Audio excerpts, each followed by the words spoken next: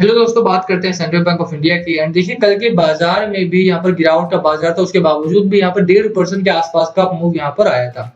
तो इस वीडियो में हम बात करेंगे कि कहाँ तक हमारा स्टॉक जाता हुआ दिखाई देता है। कुछ बड़े टारगेट्स भी आए हैं, उन टारगेट्स की बात करेंगे। एंड बात करेंगे कि क्या यहाँ पर बाइंग करना सही है या नहीं, और जो लोग लॉस में हैं, क्योंकि बहुत सारे लोग लॉस में हैं, कई सारे मैसेजेस हमें आए थे, तो क्या यहाँ पर लॉस रिकवर होता हुआ दिखाई देता है या फिर लॉस में बुक करके बाहर आ जाना सही डिसीजन हो सकता है या नहीं। सभी चीजों के बारे में डिटेल में बात करेंगे। बट सबसे पहले अगर आप चैनल पर नए हो तो प्लीज चैनल को सब्सक्राइब कर लो and hit that bell icon, ताकि आपको नोटिफिकेशन मिल सके। चलिए शुरू करते हैं। एंड अगर आपको कुछ पर्सनली पूछना हो और तो वहां पर हमारा ट्विटर हैंडल भी है, आप वहां पर जाके फॉलो करो एंड आप डीएम कर सकते हो हमें, हम आपके सभी क्वेश्चन का रिप्लाई करने की कोशिश करेंगे वहां पर भी। चलिए शुरू करेंगे सेंट्रल बैंक ऑफ इंडिया की कहानी। तो आप देखिए, जब प्राइवेटाइजेशन की खबर आई तो वहां पर स्टॉक ने काफी बढ़िया एक तेजी दिखाई थी, और लगातार यहाँ पर आप धीरे धीरे करके स्टॉक में गिरावट का माहौल बना। एंड अब इस समय पर थोड़ा सा रिकवरी का मूड ऑन हो चुका है स्टॉक में। तो वही रिकवरी की जो हम बात कर रहे थे पिछले दिनों की, कब तक रिकवरी आती हुई यहाँ पर दिखाई देती है, वो रिकवरी अब यहाँ पर आने की उम्मीद आप कर सकते हो, जिस तरह के टारगेट्स आते हुए दिखाई दे रहे हैं। अब बात करें देखिए, चार्ट भी बहुत अच्छा दिखाई देता है। मॉर्निंग में बहुत अच्छा एक अपमूव आता हुआ दिखाई दिया था कल के बाजार में भी। हालांकि डाउन साइड का जब बाजार, उसके बावजूद भी यहाँ पर काफी ठीक ठाक अपमूव, स्टार्ट काफी बहुत बढ़िया लिया था इसने, ठीक है। बट वहां से थोड़ा गिरावट का माहौल बना। एंड वो जो गिरावट हुई वो आप एनएससी की वेबसाइट पर जाकर उसका चार्ट पैटर्न भी देख सकते हो। जिस तरह का हमारा निफ्टी 50 का चार्ट है, क्या बहुत बढ़िया आपको यहाँ पर आया था, एंड देन वहां से सस्टेन भी किया, और at the end of the day वहां पर गिरावट हुई। ऐसा ही चार्ट पैटर्न सीबीआई का भी बनता है, यहाँ पर गिरावट का माहौल हुआ। हालांकि इस स्टॉक में एक अच्छी चीज जो रही वो कि यहाँ पर बाइंग बहुत अच्छी आई है, बाइंग आई और उसके बाद स्टॉक ने अपमूव दोबारा से हासिल किया है। तो यहाँ पर दोबारा स्टॉक ऊपर जाता हुआ दिखाई दे, ये बहुत अच्छा रहा। अगर इस तरह का मूव आता रहता है, हमारे इस तरह की बाइंग आती रहती है, तो काफी अच्छा हो जाएगा। हालांकि वॉल्यूम में थोड़ी सी गिरावट देखने को मिली है। जो पिछले दिनों एल्गोरिथमिक ट्रेडिंग वगैरह चल रही थी शायद इसमें, तब 100 मिलियन के ऊपर का वॉल्यूम यहाँ पर आ रहा था। बट इस समय पर अगर आप देखोगे तो सीबीआई में यहाँ पर 11 मिलियन 12 मिलियन के शेयर्स यहाँ पर ट्रेड होते हुए दिखाई देते, जो कि काफी है।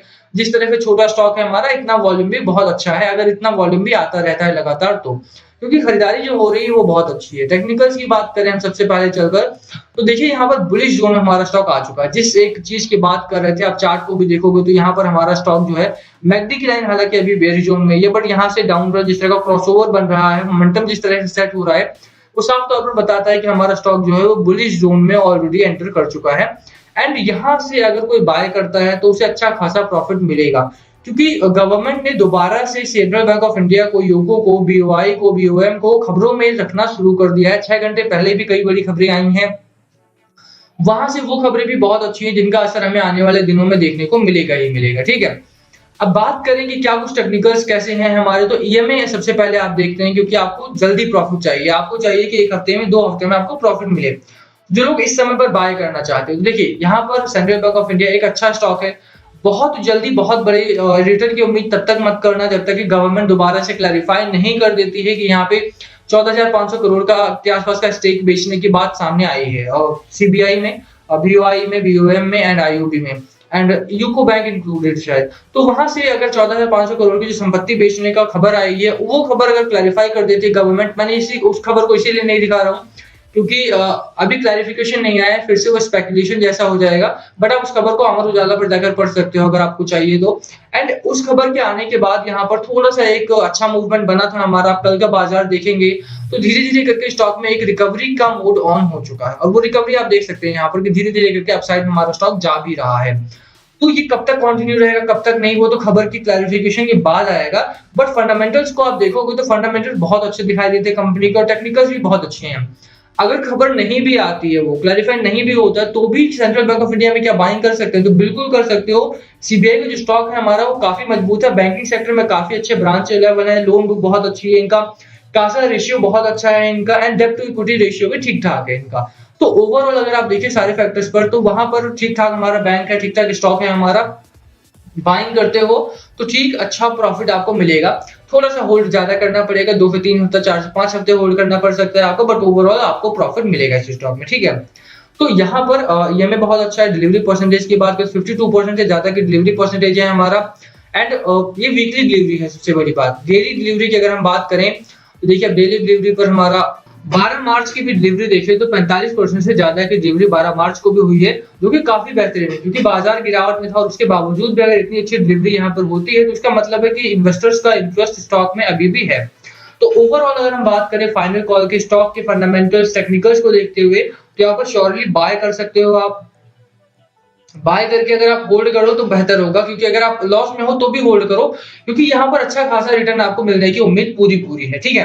पर इस समय पर जिस तरह का एक समय चल रहा है, जिस तरह का टाइम फ्रेम में आप हो अभी, वहां पर एक फैक्टर जो सबसे ज्यादा परेशान कर रहा है, वो सिर्फ सेंट्रल बैंक ऑफ इंडिया के स्टॉक को नहीं, बाकी स्टॉक्स को भी परेशान कर रहा है, वो है हमारा बाजार। बाजार इस समय पर बहुत बुरा चल रहा है, जो हालात है बाजार के वो बहुत खराब है।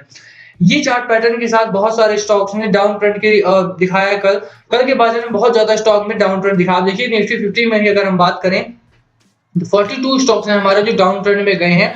सिर्फ 8 स्टॉक्स ऐसे रहे हैं जो एडवांसेस में रहे हैं। तो ये एक बड़ा रीजन है यार। देखो, अगर हमारा स्टॉक मार्केट में दबाव है तो वहां से रिटेल इन्वेस्टर सबसे ज्यादा पैनिक करते हैं और हमारा माल डंप करना स्टार्ट कर देते हैं। वही एक बड़ा रीजन बनता है जिससे कि जो छोटे स्टॉक है, वोडाफोन आइडिया हो गया, ट्राइडेंट लिमिटेड हो गया, सुज़लॉन हो गया, सेंट्रल बैंक ऑफ इंडिया हो गया, यूको हो गया, इनमें गिरावट होती है लगातार, ठीक है।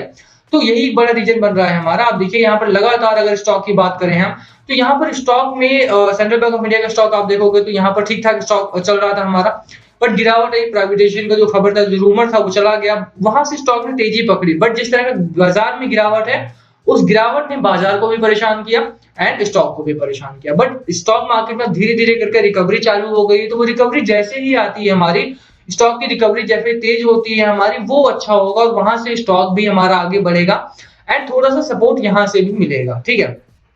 तो अगर आप बाय करना चाहते हो, श्योर बाय करो, कोई दिक्कत नहीं है।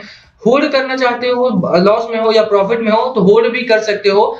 ठीक ठाक स्टॉक है, बुरा स्टॉक नहीं है। यहाँ पर एफआईआई डीआईआई का डेटा देखोगे तो बस एक फैक्टर पे आपको नजर रखनी है, वो है बाजार। अगर स्टॉक में डाउन ट्रेंड है तो सबसे पहले बाजार को चेक करना है कि बाजार किस तरफ गया है। बाजार नेगेटिव है तो आप एक्सपेक्ट नहीं कर सकते हो कि सेंट्रल बैंक ऑफ इंडिया का जो स्टॉक है हमारा, वो पॉजिटिव साइड में जाएगा।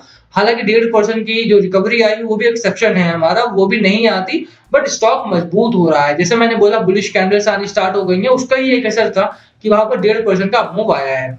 फिर भी कॉशियस रहना है आपको, बाजार को देख के थोड़ा सा। एफआईआई को देखोगे तो यहाँ पर 1000 करोड़ के आसपास की बिकवाली यहाँ पर हुई है। डीआईआई को देखोगे तो 150 करोड़ की बिकवाली यहाँ पर उन लोगों ने की थी कल के बाजार में। तो जब इतनी ज्यादा बिकवाली का माहौल बनेगा बाजार में, तो उसका ही एक असर देखने को मिलेगा स्टॉक पर भी और स्टॉक मार्केट पर भी।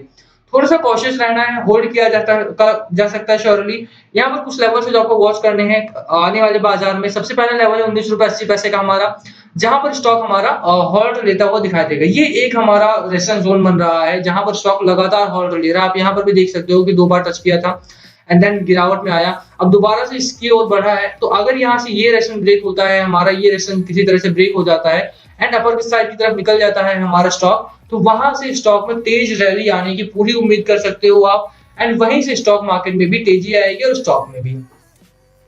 बात करें टेक्निकल्स की, तो जैसा मैगडी में मैंने बोला, मैगडी सीख है हमारा। आरएसआई की बात करें 56 का आरएसआई है हमारा। इन्वेस्टर्स का इंटरेस्ट बहुत अच्छा आ रहा है स्टॉक में, तो ठीक ठाक चीजें होने स्टार्ट हो गई हैं सेंट्रल बैंक ऑफ इंडिया में।